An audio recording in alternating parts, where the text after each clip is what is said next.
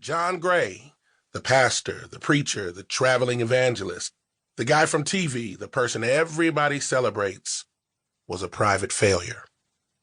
Every principle I'd ever taught came back to haunt me. Every single thing I'd ever believed about myself, relationships, and God walked right out the door behind my wife.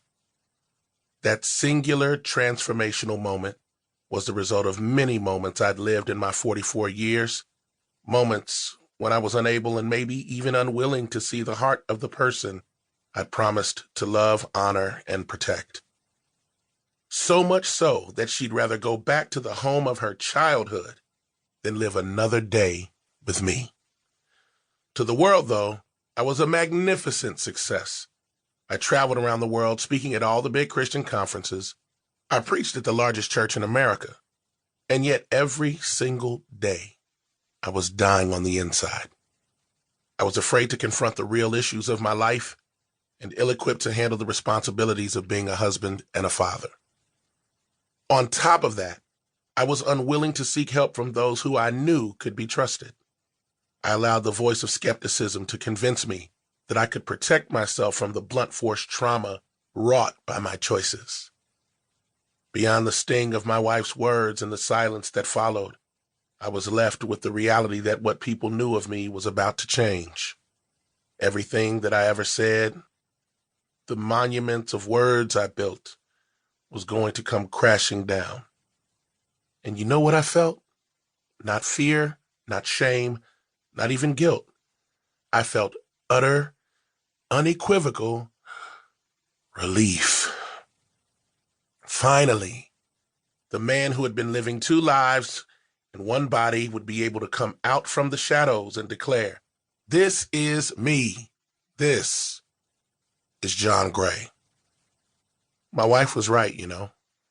I had abandoned her in the middle of our marriage to nurse, build a monument to, and celebrate me. She should be glad that I chose her, I thought. Something was very wrong with me. The time for excuses and blame was finally done. I found myself arguing with God. "You're all-knowing and all-powerful. I prayed to you," I would say. "I asked you to deliver me from these habits, from these thoughts, from these things. I asked you to help me, and you didn't." I found myself placing blame elsewhere. "I didn't have a father. You were never there, and neither was he. Oh yeah, and my wife, she doesn't understand. She's not a man. She doesn't do what I do." I was the king of deflection. In my mind, my failures were everyone else's fault.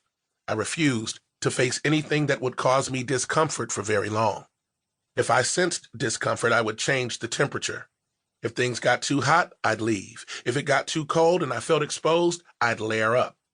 I layered up with comedy. Get someone laughing and you can generally deflect any arrows heading your way. For a little while, at least. The worst was when I used my gift to redirect something God wanted to challenge me on. Because I have a gift of discernment, I can always spot when someone else is going through. A classic tactic of mine would be to read someone else's mail before they could dig into mine. That way, whatever they came to tell me would be lost in the reality of their own humanity. In other words, before someone could come sweeping around my front porch, they better check their whole house. In my mind, I set the rules. I set the boundaries, and no matter who you were, if you stepped out of bounds, that very cold part of me that had been fostered over years of being rejected and laughed at in the back of buses on the way to school, that protective casing I created over my emotions and heart would kick in. I knew how to keep the word of God, the people of God, and even the voice of God out. And I would pat myself on the back for being a survivor. Yeah, I may not be perfect, but look at you. I may not be doing what I need to do, but look over there. Look at what he's not doing. That's how gifted men often never heal, grow, or mature. They always have a trick up their sleeves to make people stop challenging them to do exactly those things. When you're gifted and talented, and your gift has become a commodity, people don't often confront you. Sometimes it's because they need you in some capacity. Other times it's because they are fascinated by or desire you. All of